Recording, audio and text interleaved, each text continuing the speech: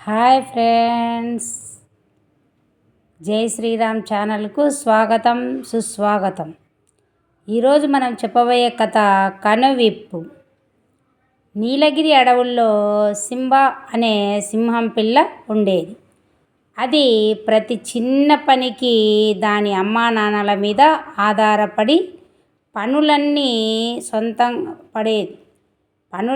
సొంతంగా చేసుకోవాలని, చిన్నప్పటి నుంచే వేలాడడం నేర్చుకోవాలని తల్లి చెబితే విసుక్కునేది. నీ పనులు నువ్వే చేసుకోవడం నేర్చుకుంటే మంచిది, భవిష్యత్తులో కష్టాలు రాకుండా హాయిగా జీవిస్తావు అని ఇతర జంతువులు చెప్పినా వాళ్ళ మీద కూడా కోపం ప్రదర్శించేది సింబా. నేను మృగరాజు వారసుడిని, నా పనులు వేరే వాళ్ళు చేయాలి, నేను కోరినది అందరూ తెచ్చివ్వాలి అని ఆజ్ఞలు జారీ చేసేది. ఒకరోజు భారీ వర్షాలు కురిశాయి. అడవిలో ప్రవహించే నది ఉప్పొంగింది.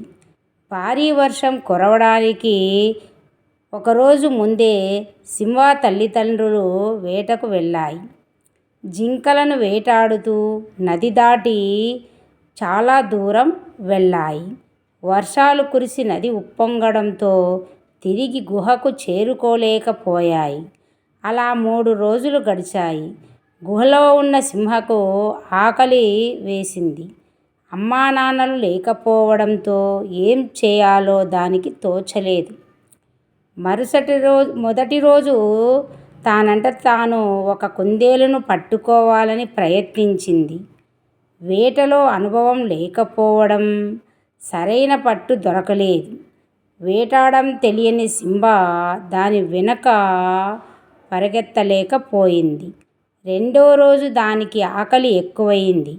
అడవిలో దొరికే పండ్లను తినాలని ప్రయత్నించింది.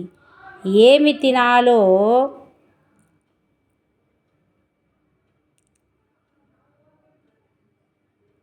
ఏవి విషపూరితమో తెలియలేదు. తనకు వేట తెలిసేదాకా ఆకలి తీర్చుకోవాలి కాబట్టి చెట్టు మీద ఉన్న కోతిని పళ్ళు రాల్చమని బ్రతిమాలింది. నువ్వు మృగరాజు కొడుకువని, నీకు మాంసాహారం కావాలి, నాలా పళ్ళు తినలేవు అంది కోతి. ఏం చేయాలో తెలియలేదు సింబాకు. వాళ్ళ మాటల్ని ఆ దారిలో వెళ్తున్న ఒక పులి ఆలకించింది.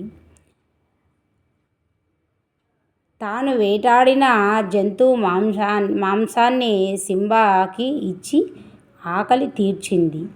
3వ రోజు సింబాకి దాహం వేసింది. నీళ్ళ కోసం దగ్గరలోని మడుగుకి వెళ్ళింది. అక్కడున్న అడవి పందిని చూసింది సింబా.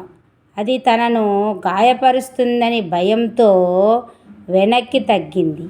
నీళ్లు తాగడానికి వచ్చిన ఇతర జంతువులు సింబా పెరికితనాన్ని చూసి నవ్వాయి.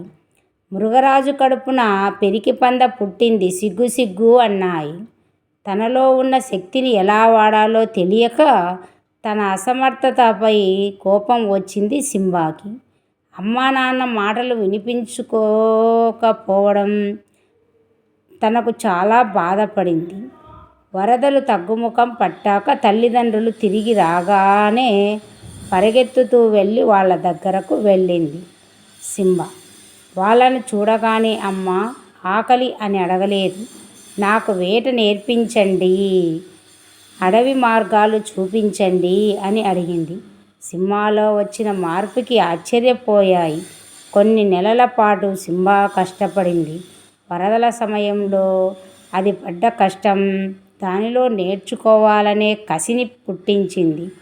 ఇతరులపై అతిగా ఆధారపడటం వల్ల తమలో ఉండే సహజ సామర్థ్యాలను కోల్పోతారని, నిత్యం సాధన చేస్తూ మెరుగుపడినప్పుడే గొప్పగా ఎదుగుతారని సింబాకు తెలిసి వచ్చింది.